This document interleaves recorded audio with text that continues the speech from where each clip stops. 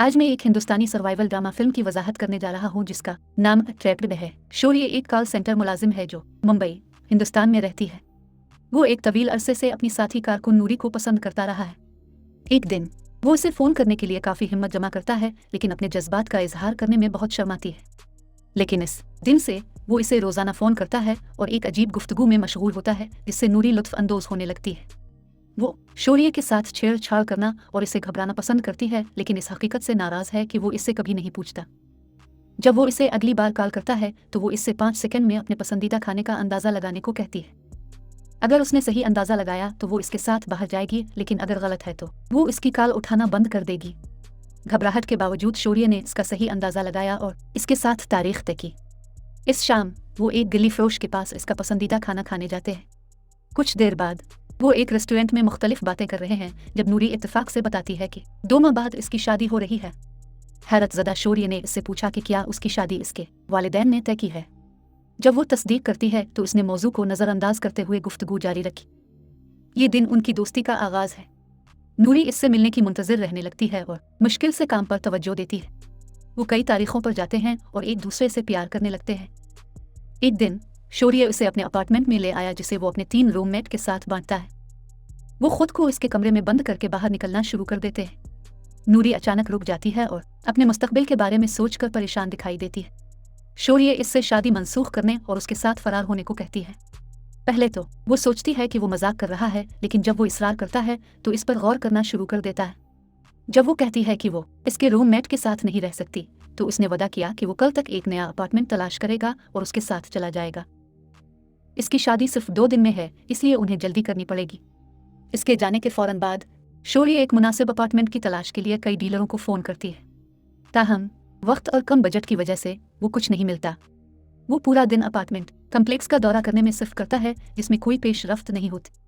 ऐसी ही मुलाकातों में से एक में एक अजनबी ने से एक सस्ती जगह की ख्वाहिश के बारे में बात करते हुए सुना है। वो शर्विया के पास ये कहते हुए पहुंचता है कि इसके पास इसके लिए एक बेहतरीन जगह है। शौर्य को पहले तो शक है, लेकिन वो बहरहाल अपार्टमेंट देखने के लिए आने पर राजी हो जाता है। इसे एक नए तामीर शुदा ऊंचे अपार्टमेंट कम्प्लेक्स में लाया गया जो लगता है कि इसकी इस्तेताद से कहीं ज़्यादा महंगा है। उनका कहना है कि कम्प्लेक्स 2 साल कबल तामीर किया गया था, लेकिन तामीराती और कानूनी मसाइल की वजह से खाली है। इसे जो अपार्टमेंट पेश किया जा रहा है वो एक ऐसे शख्स का है जो शायद ही कभी इस जगह आया हो। जिस अजनबी से वो अभी मिला है वो सिर्फ इस जगह का निगरान है, लेकिन चूंकि मालिक 2 साल से गायब है इसलिए वो इसे गैर अखलाकी तौर पर पैसों के लिए शौर्य के हवाले कर रहा है। ये जोड़ा इस बड़ी इमारत में रहने वाले वाहिद लोग होंगे जो शौर्य को परेशान करती है।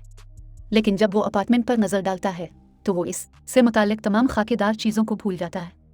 ये एक सोने के कमरे, एक बावर्ची खाने, एक रिहायशी इलाके, एक बाथरूम और एक बाड़ वाली बालकोनी के साथ बहुत बड़ा है। जगह वाज़े तौर पर इस कीमत से कहीं ज़्यादा है जो वो अदा कर रहा है। वो मुआहदे को हतमी शक्ल देता है और इस जगह की चाबियां हासिल करता है। इसके बाद वो अपनी पुरानी जगह से अपना सामान पैक करता है, लेकिन अपने कमरे के साथियों को फरार होने के अपने मंसूबों के बारे में नहीं बताता है। वो सिर्फ ये दावा करता है कि वो कुछ दिनों के लिए घर जा रहा है और चला गया है। अपने नए अपार्टमेंट में वो एक तोशक बिछाता है, कमरे को थोड़ा साफ करता है और अगले दिन नूरी को हैरान करने की उम्मीद में सो जाता है। इसने अपना फ़ोन चार्ज करने के लिए रख दिया, लेकिन बिजली बंद हो गई। अगली सुबह वो देर से उठता है और जल्दी से अपनी सुबह का मामूल करता है। इसने मजीद देखा कि कोई भी नल काम नहीं कर रहा है और अपने दांत साफ करने के लिए बोतल का पानी इस्तेमाल करता है। कुछ मिनटों के बाद बिलाखिर वो अपार्टमेंट से बाहर निकलता है और इसे लॉक कर देता है। ताहम इसे अपना फ़ोन लेने के लिए दोबारा अंदर भागना पड़ता है। वो चाबियां लेना भूल जाता है और गलती से खुद को अंदर से बंद कर लेता है। नूरी ने इसे फ़ोन किया और पूछा कि उसे देर क्यों हो रही है। शौर्य बताती है कि वो चंद मिनटों में वहां पहुंच जाएगा, लेकिन इसे ये नहीं बताता कि उसे सरप्राइज कहाँ रखना है। जब कॉल ख़त्म होती है और वो बाहर निकलने की कोशिश करता है तो उसे एहसास होता है कि वो मुश्किल में है। वो ज़बरदस्ती ताला खोलने की कोशिश करता है, लेकिन नाकाम रहता है। इसे दराज में कुछ औजार मिलते हैं और वो इस्तेमाल करता है, लेकिन चाबी के बगैर इसे खोलना तकरीबन नामुमकिन लगता है। तोड़ने के लिए किसी को भेजे तालो, लेकिन इसकी बदकिस्मती से इसका फ़ोन इससे पहले ही मर जाता है कि वो उन्हें पता बता सके। वो उसे दोबारा चार्ज करने की कोशिश करता है, लेकिन बिजली की बंदिश उसे मुश्किल बना देती है। शौर्य वक्त के साथ मजीद गुस्से में आ जाती है और उसे तोड़ने के लिए दरवाज़ा पीटना शुरू कर देती है, लेकिन फिर भी नाकाम हो जाती है। तकलीफ इस अमल में अपने हाथ को चंद लम्हों बाद वो बालकोनी में आता है और चौकीदार को पुकारता है जो ट्रैफिक के शोर और ऊंचाई की वजह से उसे नहीं सुन सकता। फंस गया। अपार्टमेंट में नूरी के साथ भागने का उसका मंसूबा नाकाम हो गया है, क्योंकि वो शायद सोचेगी कि वो अज़्म से डर कर भाग गया है। वो अपने छोड़े हुए छोटे बोतल वाले पानी से जख्म को साफ करता है। अपने फोन की बैटरी चार्ज करने की उम्मीद में वो उसे धूप में बाहर रखता है, लेकिन इससे कुछ नहीं होता। इसके बाद वो मदद के लिए आवाजें लगाता रहता है। घंटे गुजर जाते हैं लेकिन कोई नहीं सुनता। रात को वो बिस्कुट का पैकेट खाता है और सो जाता है। जब वो अगली सुबह उठता है तो बिजली अभी तक बंद है और नलकियां भी काम नहीं कर रही हैं। वो एक बार फिर घर में मौजूद हर चीज के साथ दरवाजा खोलने की कोशिश करता है। इस पर कुर्सी और पंखा फेंकने के बाद भी ये नहीं हिलता।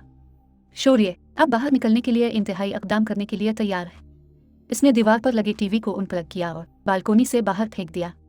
ये एक जोरदार धमाके के साथ नीचे उतरता है, लेकिन चौकीदार को फिर भी इसका ध्यान नहीं जाता। बाद में वो तमाम बिस्कुट खा लेता है और उसके पास थोड़ा सा पानी रह जाता है कि कई टुकड़े बावर्ची खाने के शेल्फ के ऊपर गत्ते अपने टूथपेस्ट का इस्तेमाल करते हुए वो उन पर मदद और इमारत का नाम लिखता है और इसे बालकोनी से गिरा देता है। इसकी मायूसी के लिए गत्ते किसी की छत पर उतरते हैं जहां कोई उसे ढूंढने वाला नहीं है। शौर्य ने उम्मीद नहीं हारी और गत्ते के एक और टुकड़े के साथ भी ऐसा ही किया जो दूसरी इमारत की छत पर उतरता है।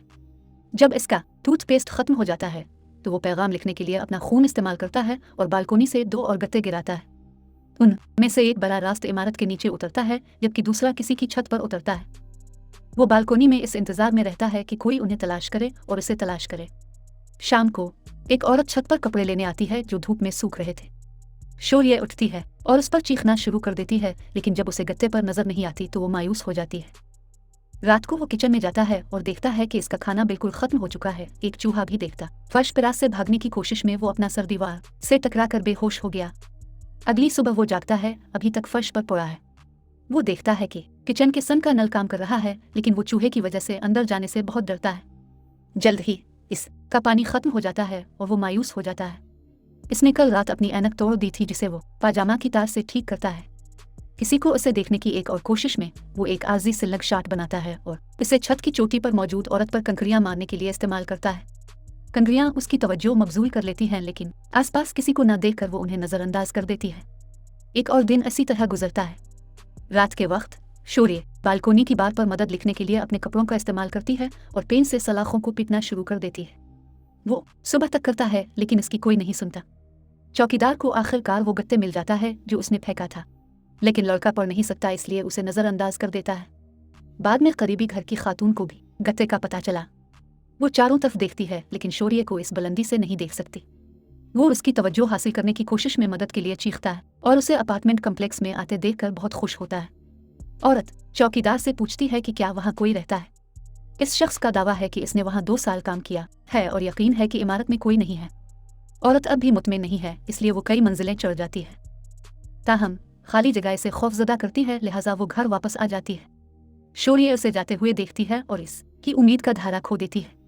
जब अंधेरा हो जाता है तो वो उन कपड़ों को जला देता है जो सलाखों में लटकाए गए थे। जब वो फूंकने लगता है तो वो गद्दे को भी आग लगा देता है। वो ऊपर नीचे कूदता है। यकीन है कि आग किसी की तवज्जो हासिल करने के लिए पाबंद है। ताहम मंसूबा इस वक्त गलत हो जाता है जब आग एक सोफे तक फैल जाती है। वो किसी तरह इसे अपनी बनियान से उड़ा देता है और सो जाता है। भूख की वजह से वो नूरी के साथ अपना पसंदीदा खाना खाने का ख्वाब देखता है जैसा कि वो करते थे। वो बका के शूज को भी याद करता है जो वीरान होने पर कुछ भी खाने को सिखाता है। मशवरा लेते हुए वो चूहे को मारने के लिए किचन में जाता है, लेकिन जब वो इसकी तरफ भागता है तो घबरा जाता है। अगले दिन प्यास इसकी बेहतरीन हो जाती है, लिहाजा वो हिचकिचाते हुए पेन पर पेशाब करता है और इसे पीता है। ताहम जायका इसे फौरन बाद तय करता है। वो सारा दिन सोते हुए गुजारता है और अगली सुबह तेज बारिश के लिए उठता है। शौर्य जल्दी से पेन में पानी जमा करती है और इसमें से पीती है। वो ज्यादा से ज्यादा पानी जमा करने के लिए हर वो चीज इस्तेमाल करता है जो कंटेनर है, बशमूल फ्रिज, फ्लश टैंक और पेंट की। अगली सुबह एक कबूतर बालकोनी में उतरा। अपने वाहिद मौका के साथ शौर्य उसे मारने और खाने के तौर पर इस्तेमाल करने के लिए गिलियल का इस्तेमाल करता है।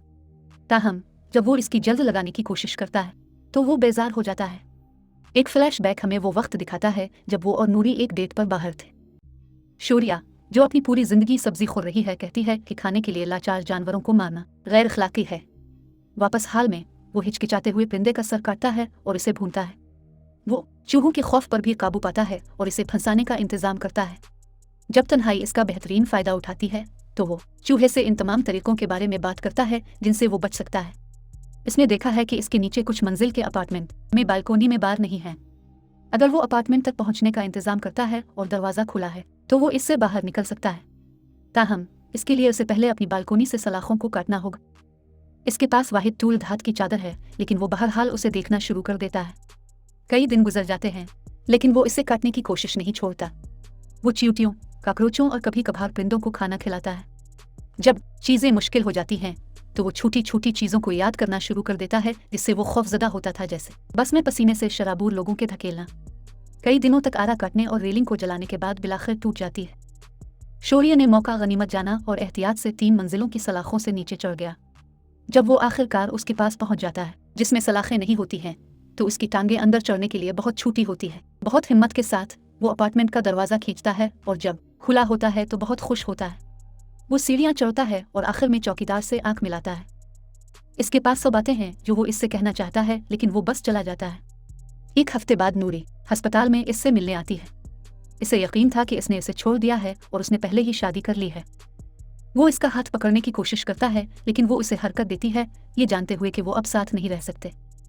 कुछ दिनों बाद शौर्य काम पर वापस आता है, लेकिन यह देखकर बखर जाता है कि इसके दोस्तों और साथियों ने इसकी गैर मौजूदगी को भी महसूस नहीं किया। इस दिन के बाद वो अपने पसंदीदा रेस्तोरां में जाता है और अपने पसंदीदा खाने से लुत्फ अंदोज होता है, जिसे इसने बहुत याद किया। आखिरी मंजर में वो अपार्टमेंट में वापस आता है और टूटी हुई बार को देखता है। इस तरह की मजीद वीडियोस के लिए सब्सक्राइब करें, नोटिफिकेशन ऑन करें और चैनल की मदद के लिए लाइक करें। देखने का शुक्रिया।